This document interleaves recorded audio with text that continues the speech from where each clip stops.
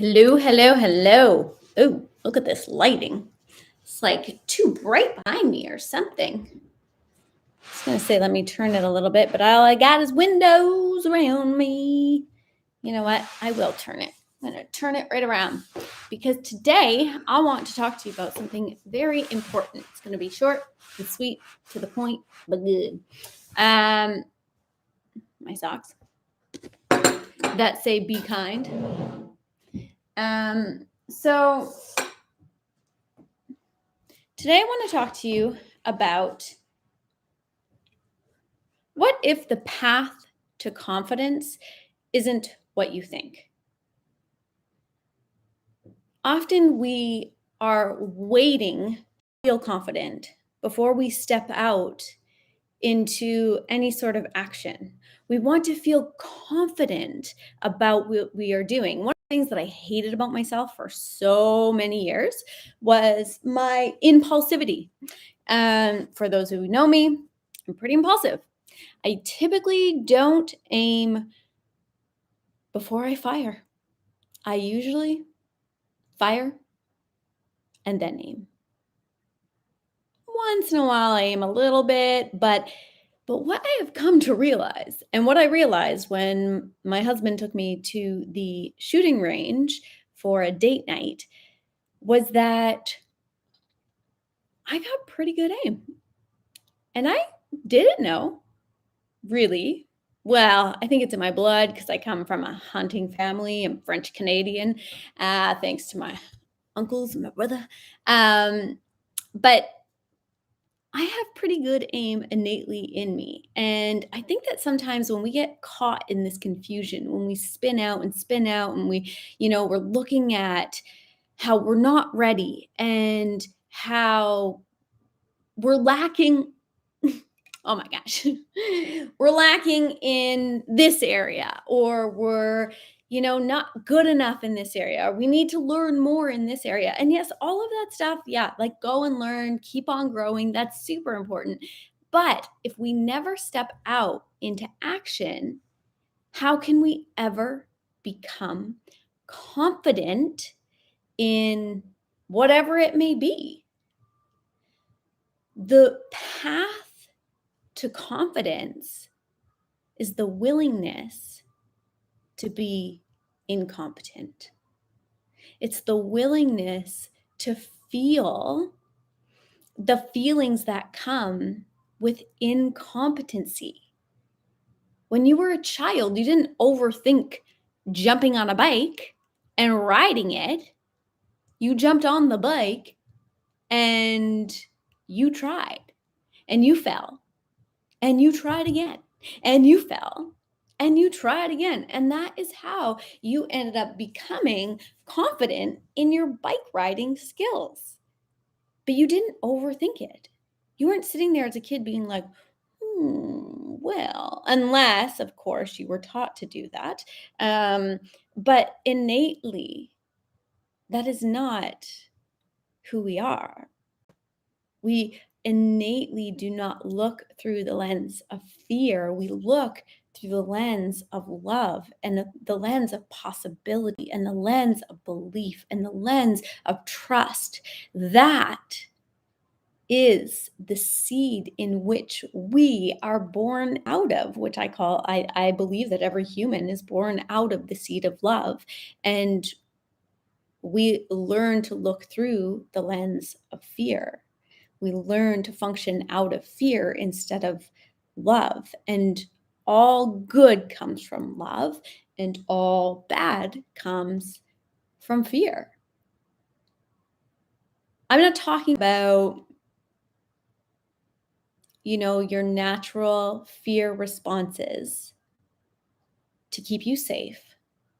I'm talking about these extreme ways of thinking that create anxiety and overwhelm and procrastination and hesitation in our lives.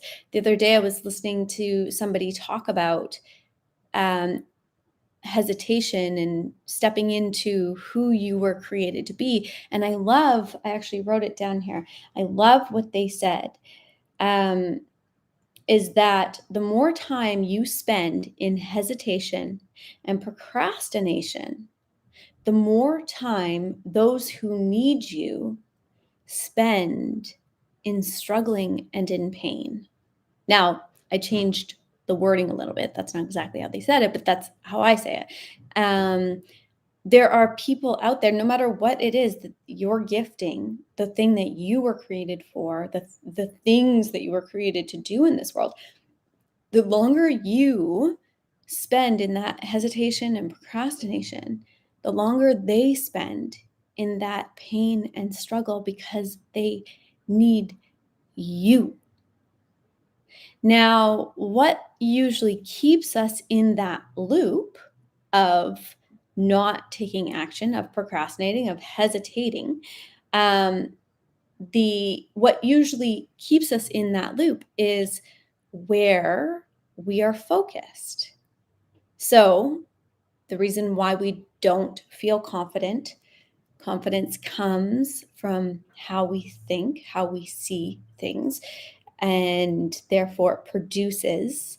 And as we begin to take action, we build that confidence. We start to think differently, then we start to see things differently.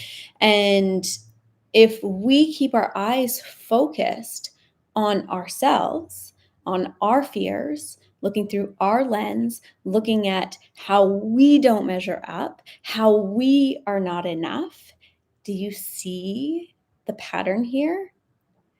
When you keep your eyes on you, you end up getting stuck and not moving forward. Shifting your eyes to who you are here to help, shifting your focus to how can I step out and help. You may not feel confident. You probably won't feel confident. You will probably feel very incompetent. But when you start looking at someone else's pain and you start getting your focus on where they are and how you can help them right now, you don't have to be 1,000 feet in front of them. With my hair and my hands and my glasses today. You just have to be one step in front of them to be able to lead them, to be able to help them, to be able to guide them. So I encourage you today, if you're not feeling confident with whatever it is, with wherever you are right now,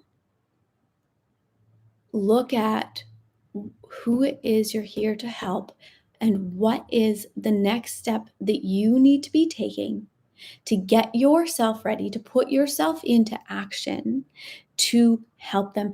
Be willing to feel incompetent and remind your brain, because your brain's going to want to freak out and tell you to stop and go back to your comfort zone.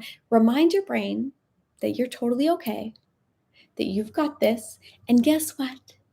It is okay if you fall, because when you fall, you build muscles getting back up. The obstacles are a part of the growth. The falling is a part of the process. When we try to avoid the falling, guess what happens? We avoid the calling. Whoa, that just came out of me. When we try to avoid falling, we end up avoiding our calling. Boom! That's some good stuff. I love it.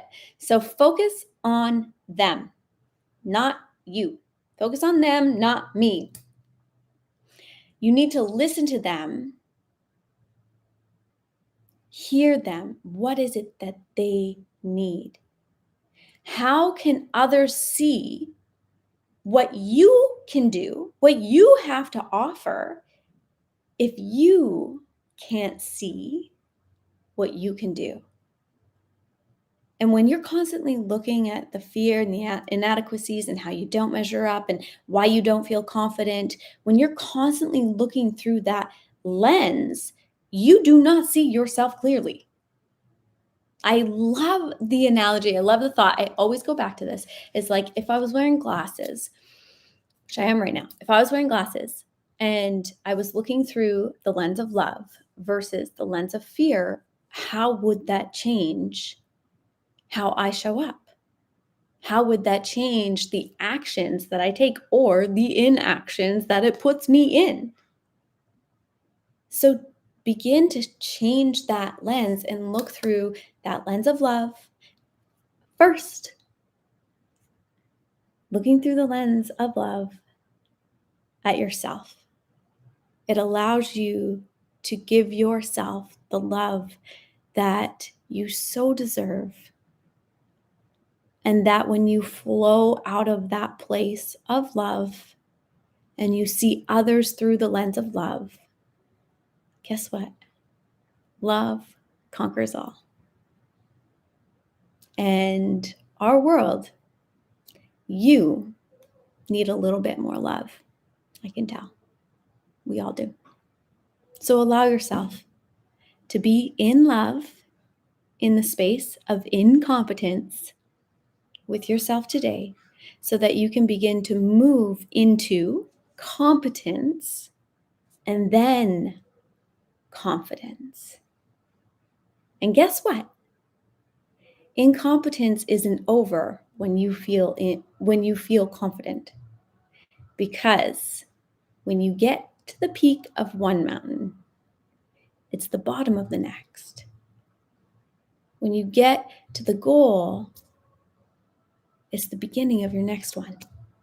And when you're going from mountaintop to mountaintop to mountaintop in your life, you always have moments of incompetence.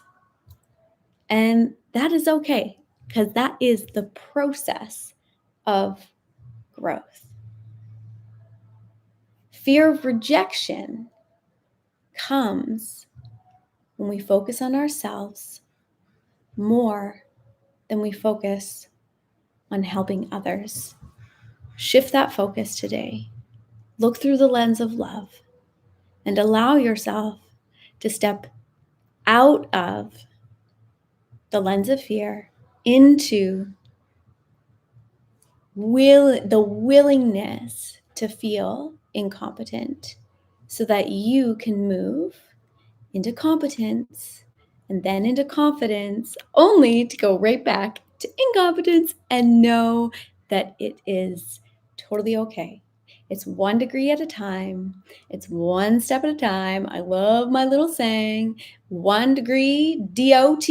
1 degree DOT with a dose of vitamin C. Now, I know you don't know what the dose of vitamin C is yet. Yes, vitamins, great. But I have my own Charity's vitamin C's. But the DOT, 1 degree, is just doing the 1 degree shift, making the 1 degree of change, 1 degree at a time. And DOT is you do, observe, and tweak. And then you start again.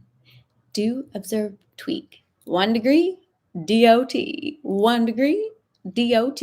So I want to encourage you in that.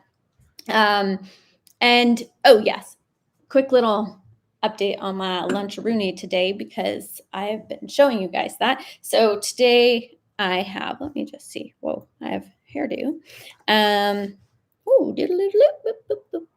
Okay, so, oh my goodness, this is so funny. When I was little, I used to like play this game where I'd have this imaginary thing where I went and I'd crank it, and then when I cranked it, it would turn my plate.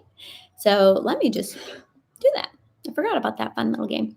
So crank, here it is. And I have my walnuts, brain healthy, and cashews. They're raw, not roasted. Want to stay away from unhealthy vegetable oils. Not good for you. So raw is much better. I keep them in the freezer, keeps them nice and fresh. Here, this is a fun little thing. As you can see, I like little things.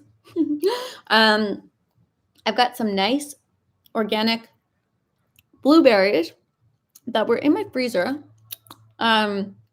Dark skin, vegetables, fruits, so good for your brain. So you want to go for dark skin stuff. Got some dark cherries here. Ooh, so good. The great thing about frozen vegetables and fruit is that you can get good organic. They are harvested at the peak of their season and then flash frozen. So all of the nutrients and everything are just jam packed in there.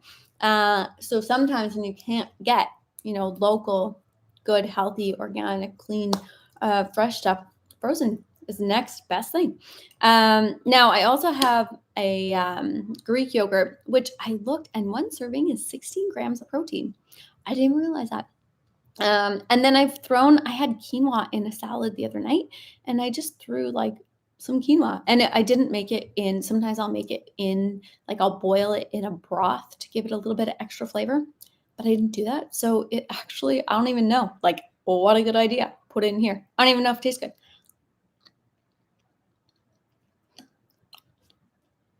Whatevs, tastes good. Add some protein, fiber, apples. Love apple. And then, this little guy right here. So this is, yes, it is a prepackaged. Sometimes when I'm tight on time, I will go for these little things. I don't like to eat them regularly, but they are super handy. And yeah, you can make them, the little egg bites things.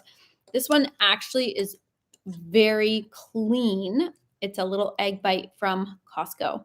And yes, I do have ketchup on here, but it is the sugar-free French's ketchup. So, and it's sweetened with stevia. So it's much better. Because I like ketchup. And, we're in this day and time where there are so many possibilities, so many options, so many gluten-free, dairy-free, sugar-free, everything free, but still not flavor-free. So that's a good thing. Yeah. So just a quick little overview. People ask me what I eat, and I keep it pretty simple. And I just have an ongoing, if you struggle with what to eat, when to eat, just have an ongoing list of things that you enjoy that are healthy choices for you. I have a document that I just keep, that when I find new things or I come up with new ideas, I'm like, ooh, because I don't know if you're anything like me, I just forget. I forget about the things that I like. And so having that list, I can just review it every now and again and switch things up and keep myself fueled and feeling good, thinking clear, energized, and sleeping well. And like my good friend says, the best mask out there is a strong immunity. So build up your immunity, folks. so funny, so funny. Okay.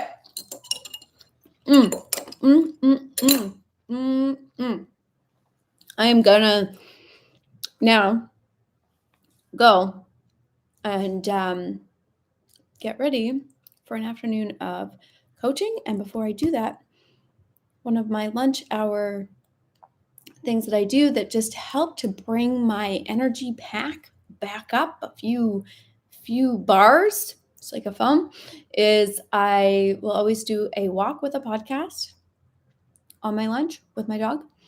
So I'm feeding my brain, I'm feeding my mind, I'm feeding my soul, feeding my spirit, and I'm caring for my dog. Gives me a little dopamine hit. I love it. Out in nature, fresh air, moving my body. And then I come back and I do my workout. And that gets my blood going. I get pumped up, jazzed up, and I am re-energized for the afternoon. So yeah, I'm just sending you my love and light. And I really do hope and pray that this has been an encouragement for you today. Oh my goodness, I'm just like rhyming away.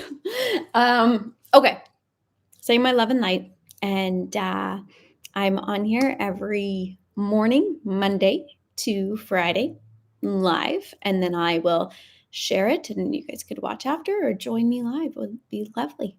So turn on those notifications so that you know when I'm here. Anyways, I'll stop rambling. Talk to you soon.